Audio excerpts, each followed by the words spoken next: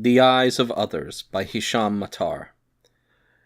If you are from somewhere else, living somewhere else, no. If you are an African or an Arab living in Europe, no. If you are a Libyan, and therefore both African and Arab, and moved as a boy to England in the 80s, after all that has happened, after Balfour and World War II, after the invasion and occupation of Palestine, and long after Kipling, after all the countless gestures of reduction and prejudice, long after your land and resources have been stolen, and being born into the dispossession, the hot bitterness of it running in the veins of those around you, and, more bewilderingly, in your veins, them witnessing how your own are spoken of, seeing how cheap your body has become, how it can be done away with so easily, with little drama or outrage, drowned in the sea in front of everyone's eyes, or bombed from the air in front of everyone's eyes, and then witnessing some of your European colleagues, otherwise liberal and fair-minded intellectuals, some of whom you love and who live in your heart,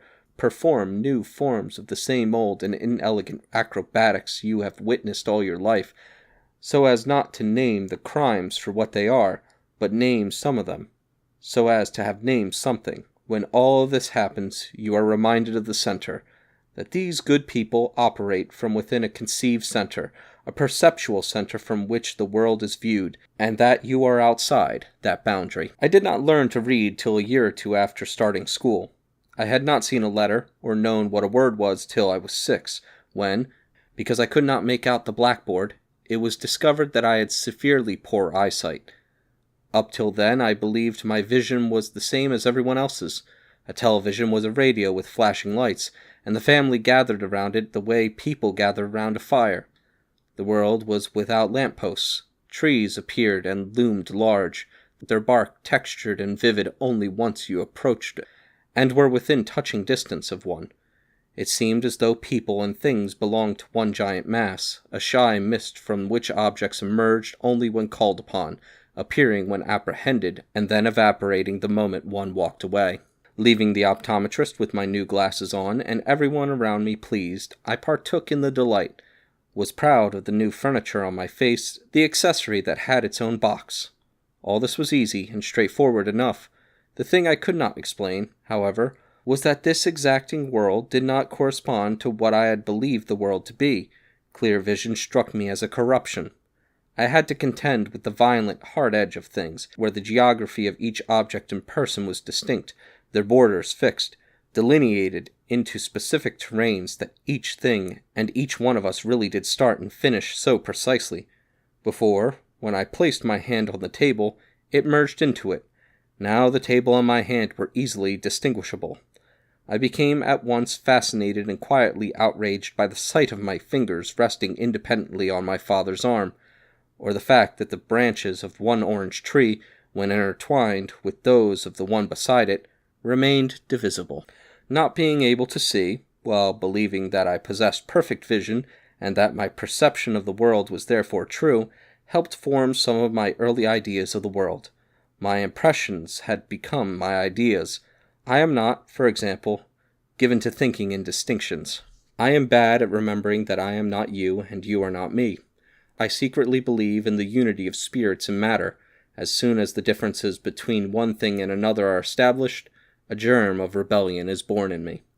Perhaps this is why I persist in believing, regardless of its evident unprovability, that every painting retains a trace of all the gazes it has been subjected to, that every great work of art hanging on the wall of a museum, a church, or a private home is actively working on us and our culture, but also absorbing a secret record of all those who have stood in front of it and honestly looked. Many painters know this and acknowledge it in their work. Almost all Francisco Goya's pictures, for example, share the presumption that the act of looking leaves a detectable imprint, that even as he marks the canvas, he is aware that it will later be marked by the eyes of others. You can see this in his own self-portrait from 1815, which hangs in the Prado.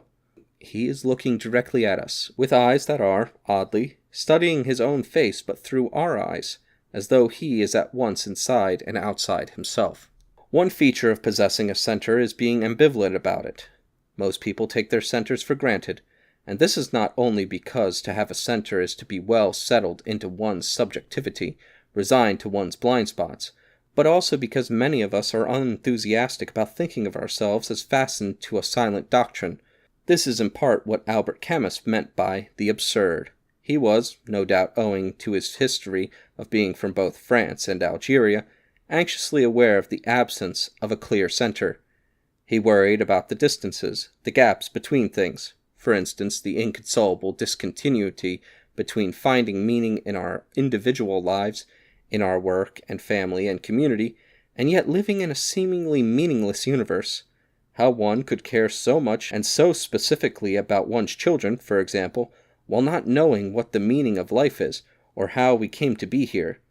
This contradiction fascinated Camus, yet he, like St. Augustine, the man he called the other North African, quietly resigned himself to the belief that the heart is the only possible place to find one's center, or not to find it, but to build or conjure it. For St. Augustine, that was done by drawing in God. And behold, thou art there in their heart, in the heart of those that confess to thee. For Camus, it was through an enlivened and congenial suspension of belief. I do not believe in God, and I am not an atheist. Once I began wearing spectacles, objects were in blunt focus and of equal importance. This, in the early days, infected me with a quiet panic. Now, paradoxically, because all things could be seen, one had to find connections between them so as to unite these distinct and brilliant pieces. Camus was of the mind that pursuing knowledge is an attempt at unity.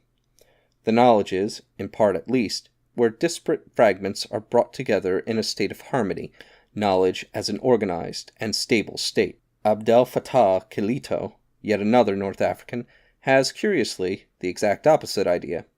According to him, to know is to shatter, to pull apart. A state of knowledge is an exposure of a diverse cosmology that claims to unite a whole. One of the themes that Kilito may be thinking about here, which is a discrete but abiding motif across his work, is the tension between freedom and obligation, the liberal facilities of the mind against the weight of history, our opinions and beliefs versus our liberty and imagination, the artist as inventor and inheritor. Perhaps knowing is not about authority, and not an act of containment. One of the most frequent responses, in Britain at least, when people are asked what they make of Israel's current bombardment of Gaza, is to say that they don't know enough about it. This is curious for several reasons, not least of all because Britain was a key architect behind the foundation of Israel. The Israeli-Palestinian conflict has been prominent in the news for the past 75 years. Many books have been written about it. Countless debates have been had. Many films and radio programs produced, too. But it also makes one wonder what it is that people believe that they have possessed by not knowing enough about something. What facility or freedom does not knowing enough provide? And what would enough knowledge resemble? How much knowing is enough? How much does one need to know as to know what to think? And what feat might not knowing enough signify? What would knowing enough about Israel and Palestine do? And what does not knowing enough about it allow? One spring day in Paris many years ago, my wife, Diana, a most penetrating photographer, capable of seeing like no one else, decided, as an experiment, to walk across the city blindfolded. Arm in arm, I guided her through the streets and the parks and across bridges. Everywhere she heard and smelled and felt on her skin became acute, and I remember the strange and uncanny sense I had of her inner life, her consciousness in the dark beside me, and the weight of responsibility I assumed so naturally for the welfare of her body, moving amid people and traffic and trees, always knowing enough, and always not knowing enough.